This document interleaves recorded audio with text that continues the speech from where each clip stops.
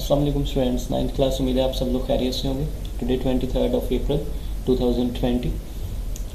So let's start our today topic. So MCQ discuss करते हैं। So MCQ number 1, Moseley discovered atomic number of elements in. Moseley ने जो atomic number discover किए the elements के, तो वो किस ईयर में किए थे? Option A in 1913, option B in 1920, option C in 1930, option D 1939। So इनमें से जो हमारे पास ऑप्शन ए है वो है a correct answer. In 1913 Moseley discovered a new property of the elements that is atomic number, यानी कि 1913 में उसने जो एटॉमिक नंबर था तो उसका कॉन्सेप्ट हमें दिया था, वो डिस्कवर किया था। सो ऑप्शन जो ए है हमारे पास वो है correct answer. Number 2, members of group 2 are called. Periodic table के जो ग्रुप्स हैं उनमें से जो ग्रुप 2 है उसके मेंबर्स को क्या कहा जाता है? Option A alkaline earth metals, option B alkali metals, option C halogens, या फिर option D noble gases. So जो ग्रुप 2 है उसके मेंबर्स को अल्कलाइन अर्थ मेटल्स कहा जाता है। सो ऑप्शन जो ए है हमारे पास वो है correct answer. So option A is the correct one for number 2। Number 3, how many elements were arranged by Mendeleev? Mendeleev ने कितने एलिमेंट्स को अरेंज किया था? नॉन एलिमेंट्स जो थे वो कितने थे, उनकी तादाद क्या थी? ऑप्शन ए है हमारे पास 87, option B 93, option C 45, option D 63। So इसका जो करेक्ट आंसर है वो है ऑप्शन डी, यानी कि 63 नॉन एलिमेंट्स को उसने अरेंज किया था in order of their increasing atomic masses, यानी कि उनके atomic mass increasing atomic masses के हवाले से। तो वो उनकी जो तादाद क्या थी वो थी 63। सो ऑप्शन डी जो है वो करेक्ट आंसर है। The next one is number 4, group 13 has family name as. Periodic table का जो ग्रुप नंबर 13 है उसका जो फैमिली नेम है वो क्या है?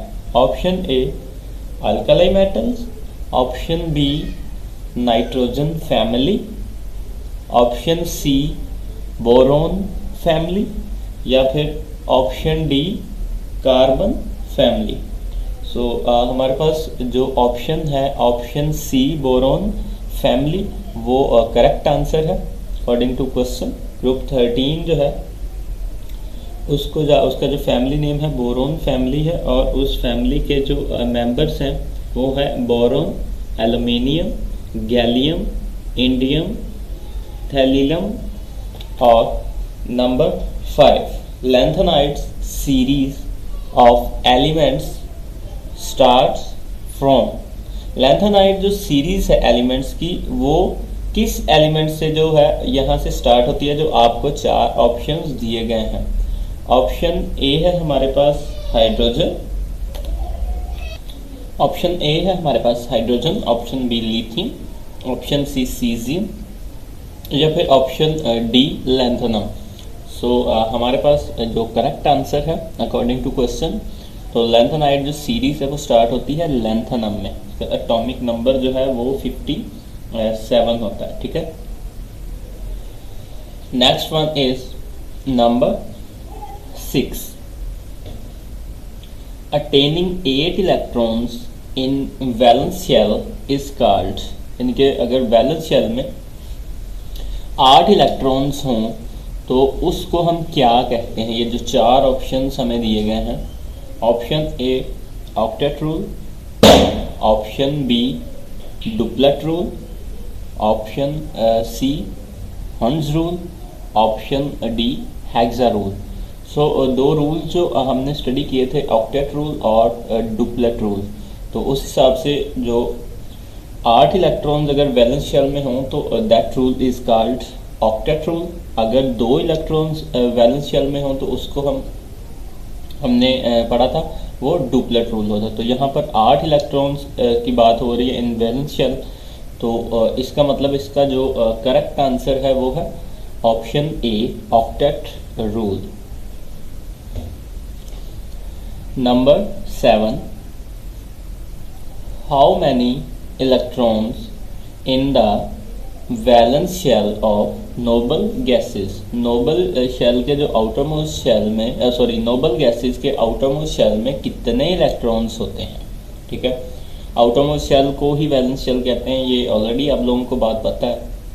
ऑप्शन ए है हमारे पास 2, option B 8, option C 18, option D both A and B. तो जो हमने पढ़ा था उस हिसाब से हमें पता होना चाहिए कि जो नोबल गैसेस हैं, एक तो वो इनर्ट होती हैं, वो रिएक्ट नहीं करती, तो और उनके आउटर मोस्ट जो वैलेंस शेल होता है उनमें कितने इलेक्ट्रॉन्स होते हैं, 2 होते हैं, 8 होते हैं या 18 होते हैं। तो या फिर ऑप्शन जो है वो D, both A and B. तो हमारे पास जो करेक्ट आंसर है वो है बोथ ए एंड बी, यानी कि ऑप्शन डी। तो ऑक्टेट और डुप्लेट रूल से ही रेलिवेंट है ये क्वेश्चन। तो अटेनिंग 2 और 8 इलेक्ट्रॉन्स, ठीक है। तो उसी तरह 2 इलेक्ट्रॉन्स या 8 इलेक्ट्रॉन्स नोबल गैसेस के आउटर मोस्ट शेल में होते हैं, तो वो स्टेबल होती हैं, इस वजह से उनको जो रिएक्ट करने की ज़रूरत नहीं पड़ती। So option D is the correct one for number 7। Next one is the number 8. The force which holds the atom together is। वो कौन सी फोर्स है जो एटम्स को इकट्ठे रखती है, यानी कि एक दूसरे से जोड़ के रखती है, वो कौन सी फोर्स है। ऑप्शन ए है हमारे पास ionic bond, option C chemical bond, option C covalent bond, या फिर option D metallic bond. So इनमें से जो करेक्ट आंसर है हमारे पास वो है ऑप्शन बी, इनके केमिकल बॉन्ड। केमिकल बॉन्ड क्या है? Chemical bond is defined as the force of attraction between atoms, यानी कि एटम्स के दरमियान जो फोर्स ऑफ अट्रैक्शन होती है दैट होल्ड्स देम टुगेदर, यानी कि जो उनको आपस में जोड़ के रखती है एक दूसरे से, तो उसको हम केमिकल बॉन्ड का नाम देते हैं। सो हमारे पास जो करेक्ट आंसर है वो है ऑप्शन बी, केमिकल बॉन्ड। ठीक है, that force which holds the atom together. Next one is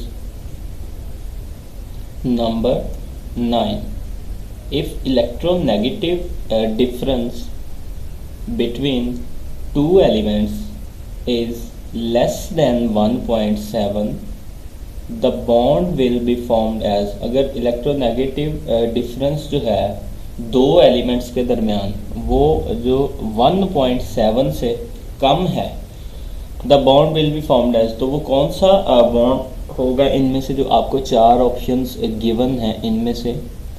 आयनिक होगा option A, option B covalent, option C metallic, या फिर ऑप्शन डी नन, यानी कि इनमें से कोई भी नहीं।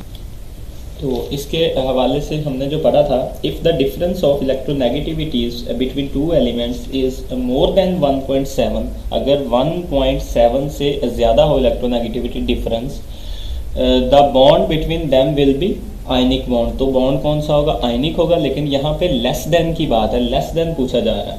If it is less than 1.7 the bond between 2 atoms will be covalent।